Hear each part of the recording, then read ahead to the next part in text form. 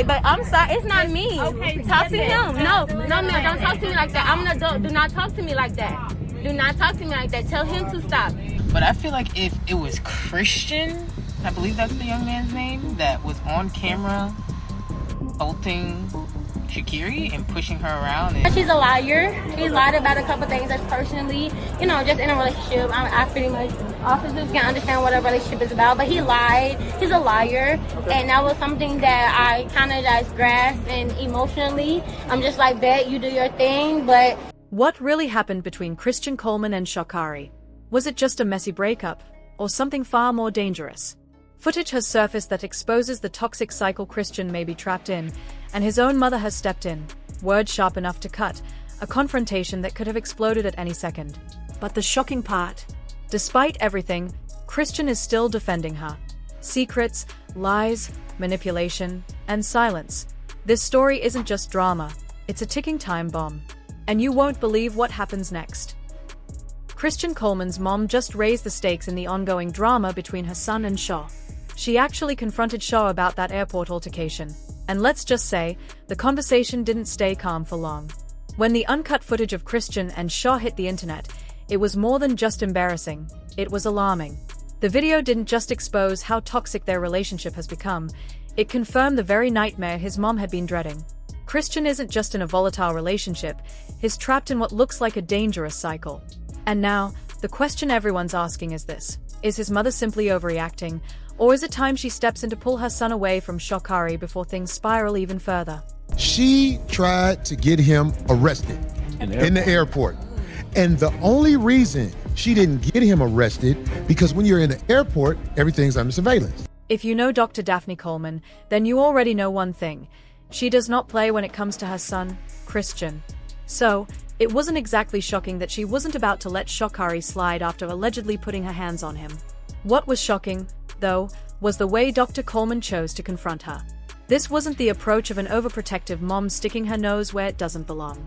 No, Daphne showed up with fire in her eyes and words sharp enough to cut. She wasn't there to beg for explanations.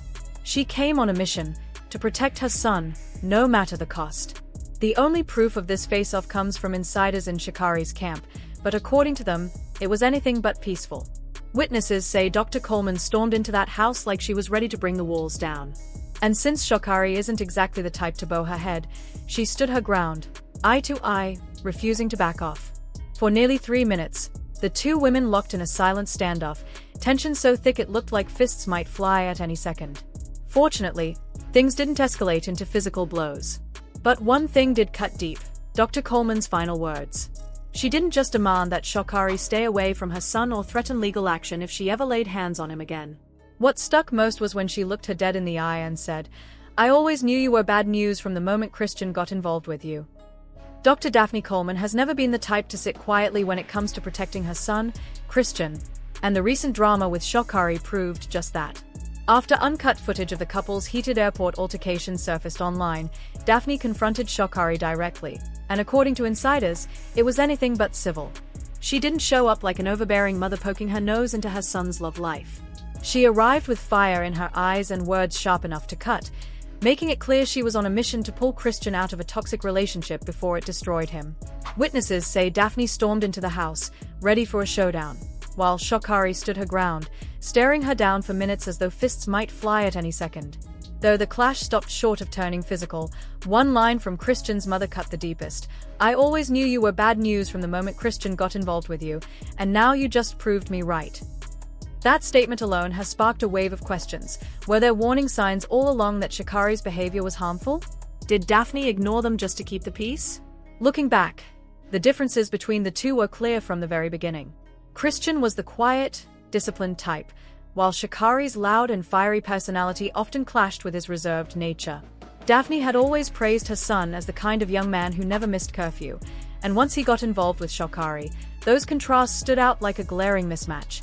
To her, it wasn't just incompatibility, it was a flashing red flag. Subtle signs emerged that Sha controlled when and how Christian could even visit home. And for Daphne, that was proof enough that her instincts were right all along. Sha'Carri was bad news, and Christian was caught in something far more dangerous than anyone on the outside could see. It wasn't just missed family dinners or cancelled plans that raised red flags for Daphne, though that alone was telling. Time after time, Christian would suddenly back out of visiting his parents because Sha'Carri needed him at the last minute. But what disturbed his mother even more was the way he reacted whenever anyone criticized Sha. It wasn't just the natural instinct of a man defending his partner, it was sharp, defensive, almost fearful, as if even acknowledging a flaw in her might put him in danger. Then there were the phone calls. On more than one occasion, Daphne would dial her son's number only to have Sha'Carri answer, and refuse to let her speak to him. For a mother, those patterns weren't just concerning, they painted a picture of control and isolation. And the most chilling part? Daphne wasn't the only one who noticed. Friends, siblings, even Christian's teammates saw the same warning signs. Remember that post that went viral months ago? The one saying, "You'll be so much happier when you accept that sometimes people just aren't right for us, no matter how badly we want them to be?" At first, it looked like just another motivational quote, but the fact that so many athletes from Team USA reposted it makes it clear they were sending a message to Christian. Unfortunately, he either didn't recognize the hint, or he chose to ignore it. Because when the uncut footage of his explosive fight with Shaw finally hit the internet, it confirmed everyone's worst suspicions. When the raw, uncut footage surfaced, it became painfully clear. This wasn't the first time something like this had happened. No one knows exactly what triggered the fight that day, but the video revealed more than just another toxic argument. It was undeniable proof of everything Daphne had been warning about. What struck viewers the most wasn't just the shouting or the chaos, but Christian's body language. He didn't look shocked, he didn't even look defensive. He looked accustomed to it, as though this cycle had played out many times before. The way Sha'Carri kept shoving him while he tried to walk away spoke volumes, louder than any statement ever could. That footage peeled back the mask and showed Sha'Carri's true colors. For so long, she had tried to flip the narrative, painting Christian as the problem while presenting herself as the victim. But when she was arrested and the full, unedited police bodycam footage came out, the truth unraveled. At first, she brushed it off as nothing more than a typical couple's quarrel. But the moment she realized the arrest was inevitable, her tone shifted instantly. She turned on Christian, calling him names, belittling him, even accusing him of being a coward for letting her face the consequences alone. In that moment, the facade crumbled, and what was left was a chilling glimpse into the reality of their relationship. But you hear me, right? So this is the position that Christian Coleman puts me into, okay? Because he's a coward, and I don't want anything to do with him at this point going forward. My name is Sha'Carri Richardson. Have no problem with letting you know who I am. Haven't put my hands on him. We had an argument. I will be honest about that. An argument, and that's pretty much it. The argument, pretty much, he's a liar. He lied about a couple things that's personally, just in a relationship. I pretty much officers can understand what a relationship is about, but he lied. He's a liar, and that was something that I kind of just grasped, and emotionally, I'm just like, bet you do your thing, but you're asking me for things that is within my possession, and for my right, I don't have to give it to you because it's in my possession. But when it came to the point that I saw that he chose to make it more about the police and things of that nature, that showed that he made a choice. So I just want to be more professional and just come professionally and let you know, like, hey, relationship thing, have no problem, and walking up to you guys. So I'm not hiding. Right. Mm-hmm. Was there any type of physical? I didn't touch him. He didn't touch me. I will be honest. Hit him with anything? No, I haven't hit him with anything. Like not at all. But the most disturbing part came at the very end of her rant, the moment when all pretenses of accountability completely evaporated. Instead of acknowledging any wrongdoing, Sha'Carri did the exact opposite. She doubled down and rewrote the entire narrative in her favor. She launched into full victim mode, portraying herself as the one who had suffered, the one who had been wronged, and insisting that none of it was her fault. Her words, tone, and posture all conveyed an alarming level of confidence in this fabricated story, leaving witnesses around her both shocked and unsettled. But she didn't stop there. Sha'Carri took it even further, going so far as to claim that Christian, the person the public had watched be repeatedly hurt and manipulated, was actually the one who had laid hands on her. In that moment, the room seemed to freeze. Those observing the exchange could hardly believe what they were hearing. It wasn't just denial, it was a deliberate, calculated effort to flip the script entirely, to paint the victim as the aggressor, and to shift responsibility away from herself in the most extreme way possible. This wasn't the kind of disagreement that can be easily dismissed as a one-off argument or a typical couple spat. What had started as a messy, emotional confrontation had morphed into something far darker. It became a chilling example of manipulation and deceit, where one party worked to control not just the immediate perception of the situation but the narrative itself. By falsely accusing Christian of physical aggression, Sha'Carri created a cloud of doubt that made anyone watching question what had really happened. Witnesses were left stunned, caught between what they had actually seen and the story she was desperately trying to sell. The tension in the room was almost tangible. People who had been following their interactions knew the history, the prior red flags, the unbalanced dynamics, and the moments of controlling behavior. But hearing Sha'Carri actively twist the truth to make herself appear innocent pushed the situation to an entirely new level of alarming. It was a desperate, almost theatrical move, one designed to manipulate the emotions of everyone present. By asserting herself as the victim while accusing Christian of wrongdoing, she managed to turn a moment that should have been about accountability into a confusing and frightening spectacle. The manipulation was layered, subtle yet powerful, and it forced observers to reconcile what they knew with what she claimed. Her body language, her tone, and the intensity with which she delivered these accusations all contributed to a sense that this was no ordinary conflict. This was someone strategically attempting to control perceptions, to rewrite history, and to absolve herself of any responsibility. What had initially seemed like a heated disagreement had escalated into a dangerous game of narrative control, a situation where the truth was no longer clear and where the very idea of justice or fairness seemed almost irrelevant. Witnesses were left stunned, not just by the content of her claims, but by the audacity of her actions, the sheer effort it took to turn the tables on someone who had been clearly harmed. And in doing so, Sha'Carri exposed a side of the relationship that few had truly seen. The manipulation, the emotional coercion, and the calculated efforts to make others doubt their own eyes and instincts. What should have been a moment of truth, a time to take responsibility and potentially make amends, instead became a spectacle of twisting reality, one that left everyone involved questioning what had really happened and fearing what might come next. In the end, what was already a messy, highly publicized fight transformed into something much more concerning. A vivid illustration of the dangers of manipulation in relationships and the ways in which truth can be bent to serve someone's own interests. Witnesses left that scene with more questions than answers, uncertain how to interpret the events they had just seen, and left with the uncomfortable realization that the person they thought was responsible might never willingly acknowledge her role. Christian, are you serious right now? Washington Christian. State, he doesn't get a say. But I understand. We were arguing.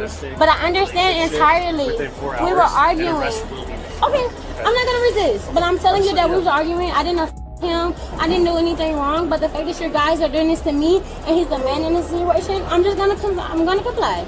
I am. I'm not gonna argue with you at all. I appreciate that. But you had me on camera, but at the same time, what he has on camera, when I have my phone, shows something different. So if I need to show that, I will. We have you on camera all back here. Okay, but I have my phone that shows something different. But Christian, thank you, Christian. Don't talk to him right now. Okay, I won't. Thank you so much, officer.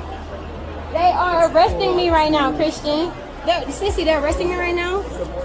Am I gonna go actually to jail right now? You are actually gonna go to jail. Wait, but right now, Yes, it's a physical I didn't. Can he tell you that I didn't do nothing to him? We have it on camera. Christian, are you serious right now? Alright. Christian, I'm about to go to jail because of you right now. You know what? Okay. I will never talk to you again. And when the lies finally caught up to her, Sha'Carri did something no one expected. She went completely silent. The shouting, the cursing, the accusations, all of it stopped the moment she was exposed. But the real shock wasn't her silence, it was what Christian did next. In a twist that left everyone stunned, he stepped forward as her public defender. Despite the world having seen her lash out at him, Christian appeared in an interview preaching forgiveness and grace. He insisted Sha'Carri needed help, not harsh punishment, and said she deserved the chance to heal without facing devastating consequences. For his mother, Daphne, that interview was the breaking point. Watching her son defend someone who had so clearly harmed him was painful enough, but what unsettled her most was his demeanor. His body language spoke louder than his words, his eyes avoided the camera, his shoulders slumped, and every sentence sounded like it was forced out of fear rather than choice. Fans caught on immediately. To them, this wasn't a man speaking freely. This was a man shrinking within himself, rehearsing lines to protect someone else at the expense of his own truth. I feel like it was just a sucky situation all around. Like, I don't feel as if, like, she should have been arrested. You know what I'm saying? Like, I mean, you know, people have discussions and emotions and stuff like that. And she have, like, things that she need to work on for herself, of course. And so do I, so do you, like, everybody. And I'm the type of guy, like, I'm in the business of just, like, extending grace and mercy and love. And I feel as if, like, I don't try to look at obstacles either. Like, I just look at, like, situations like this to just, like, you know, take a step back, analyze yourself mentally, and then just try to see what you can do to be your best self so that you can move forward, so you can just be the type of person and a human that God needs you to be for his kingdom and for his glory. And so that's kind of how I look at the situation. And, like, And before anyone tries to say that Christian's mom was simply overreacting, the truth is she wasn't alone. Fans saw the same red flag she did. To them, it was clear that Sha'Carri was taking advantage of him. Many pointed out the obvious. If she was bold enough to hit him once in public, what was happening behind closed doors? Some even warned that he was on the path to becoming nothing more than her punching bag. Others reminded him that while he was out here defending her, she had no problem throwing him under the bus to the police. Yet through all of this, Daphne, Christian's mother, didn't even have time to respond. Because just as she was trying to process her son's interview defending Sha'Carri, another bombshell dropped: Sha'Carri's so-called apology video. Now, normally, an apology video is meant to soften the situation, to show remorse, to at least acknowledge the harm done. That's what fans expected, and it's what Daphne hoped for too, that Sha'Carri would finally take responsibility. But instead, what the world got was a 1-minute clip that felt more like mockery than remorse. She claimed she was holding herself accountable and doing some self-reflection, but the smirk on her face told another story. Smiling and grinning through words that were supposed to carry weight, she turned what should have been a serious apology into a performance that many saw as a slap in the face, not just to Christian, but to his entire family. In that short minute, Sha'Carri made one thing crystal clear: she wasn't taking any of it seriously. It's Sha'Carri, and more than anything, definitely a lot of self-reflection, a lot of understanding of not only putting myself in a compromised situation, but somebody that I have a deep care and appreciation for as well, is something that holding myself accountable. I see myself, I'm taking this time to not only see myself, but get myself a certain level of help that overall is going to reflect who I truly am in my heart and my spirit, and not allowing this moment. As if things weren't already messy enough, Sha'Carri managed to make it worse by posting yet another apology, this time in her Instagram stories, directed specifically at Christian. In the post, she wrote, "I apologize to Christian. He came into my life and gave me more than a relationship. He gave me an understanding of unconditional love, something I had never experienced before. Because of my past trauma, I was too blind and closed off to give or even receive it. I love him, and to him, I can't apologize enough. My apologies should be just as loud as my actions, honestly, louder. To Christian, I love you, and I am so sorry." But much like her video, fans weren't buying it. To them, it reeked of insincerity. Comments poured in, mocking it as a PR stunt. That apology was the most unserious thing I've seen in a while. Others called it a pathetic excuse dressed up with pretty words, pointing out how little weight it carried compared to her actions. And if Daphne Coleman had been furious before, this half-baked apology only pushed her further over the edge. Realizing her son might still be clinging to hope, she sat him down privately and urged him to walk away before it was too late. But she didn't stop there. Daphne made her stance crystal clear by going public in her own subtle way, reposting a series of cryptic Instagram stories. One of them read, "No matter how good you think it is, there's always better out there. Choose yourself." Just like that, Christian's mother shifted from quietly warning her son behind closed doors to broadcasting her frustration for the world to see, making it clear she was done watching silently. After that, Christian disappeared completely. There were no posts, no public statements, no social media updates, no defenses of himself or explanations of what was going on. Nothing at all. For someone who had previously been so present in the public eye, sharing glimpses of his life and even defending Sha'Carri in interviews, this sudden vanishing act was jarring. The only tangible trace of him was a flight out of the country, leaving behind silence that seemed almost deafening. Fans, insiders, and even casual followers were left speculating, searching for any sign, any clue that could shed light on what had truly happened. The absence was more than just a pause.